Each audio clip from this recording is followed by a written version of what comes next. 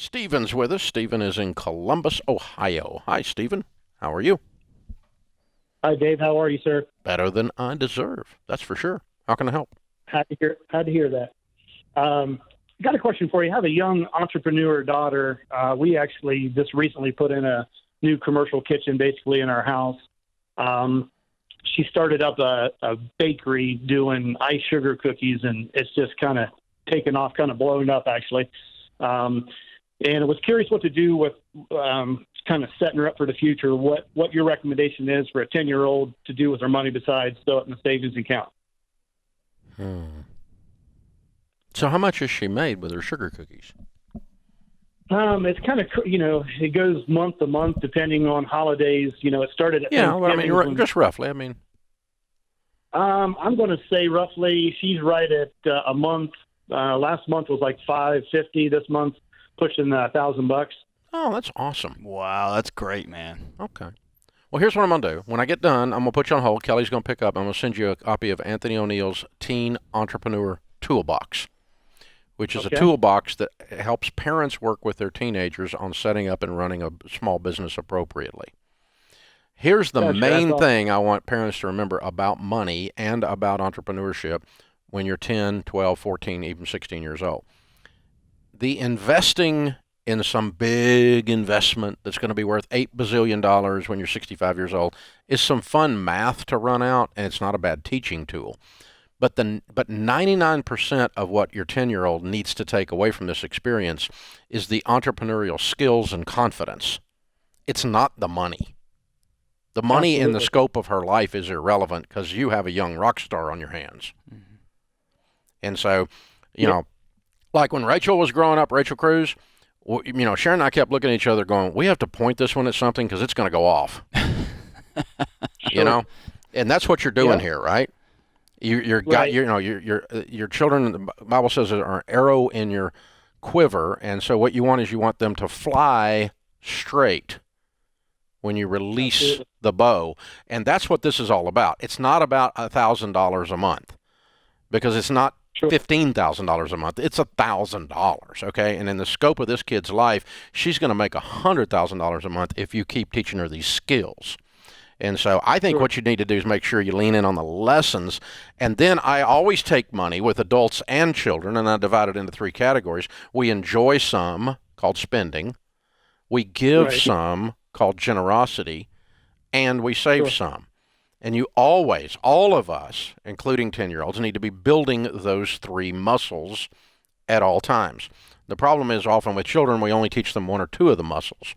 And it's not optional either. It's freaking mandatory, like brushing your teeth or taking your test and getting a grade and going to bed when I tell you to, because I'm an old school Papa Dave. So, that kind of stuff. So you're going to save some, and here's why. I'm going to show you why. You're going to give some, and here's why, and I'm going to show you why, and we're going to talk about it. And you're going to enjoy some, because sometimes you have a kid that's a little tightwad, doesn't want to give, or doesn't want to enjoy. Sometimes you have one little spender, and they want to spend it all.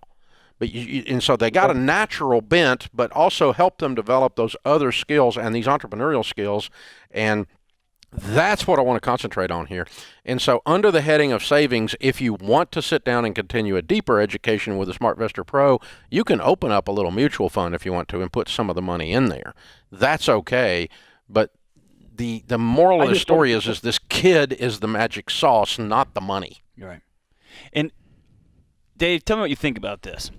While he was talking, I was thinking about myself as a parent of a 10-year-old.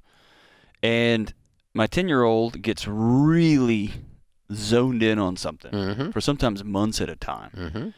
And it takes a couple of months, and then suddenly I start reading about it. I get on board, and then I think, all right, I'll learn about dinosaurs. And then right when I start thinking about it, he's off to the next thing. Mm-hmm. It can be really easy for the parents, as you were talking about, to lose the importance of the lessons here. And suddenly it becomes about keeping this business running, right? Yeah. And not forgetting, hey, she's 10. Yeah. Right? Yeah, and absolutely. In 2 months, it might be soccer that she's this passionate about. Shut it down. Shut it down. It's sugar cookies. Don't make your 10-year-old have an ROI on a professional kitchen you may not need to have bought. See, this is what happens. That's why I asked what real money was. He said she's making a lot of money. And that is a lot of money for 10. But I've also had the call here where you've got the child star. That's right. And they they made $100,000. Did a commercial and made $100,000, right? Yeah.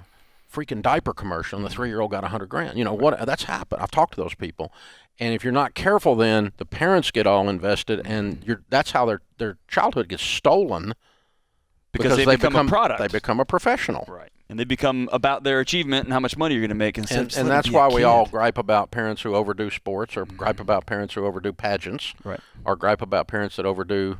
because they're trying to live some kind of very vicarious crap. Right. Through their kiddo, and he's not doing that. There's no sign of that in his call at all, none whatsoever. But that's the warning: is encourage, nourish the positive things, guide them, give them some boundaries, some guardrails, so that this can be a healthy thing, not a toxic thing.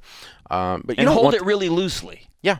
Hold it loosely. Yeah, they don't need to be up at 2:00 in the morning making cookies. I mean, don't send your 10-year-old to salt mines. Right. And he wasn't doing that. No. And most people don't.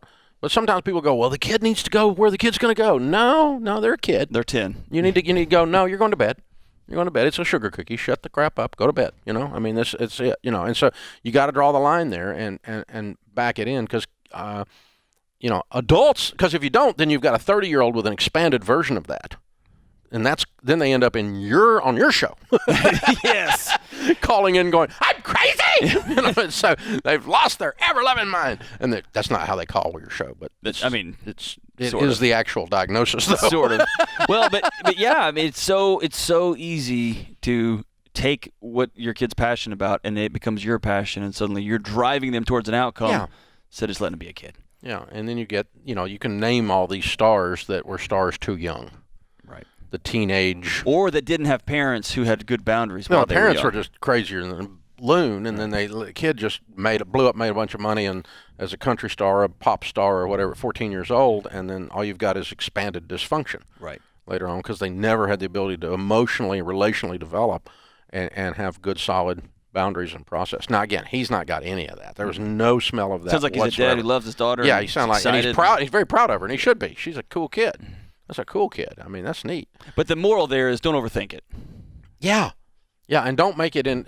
Like put it in a savings account in local bank. I mean, you don't have to. When you look down and you go, a 10-year-old made $1,000. That's incredible. You go, boo, and it's easy to go. I got to be responsible with this. Yeah. It's like be responsible with the gift the kid has. That's the most important thing. That's the most important thing.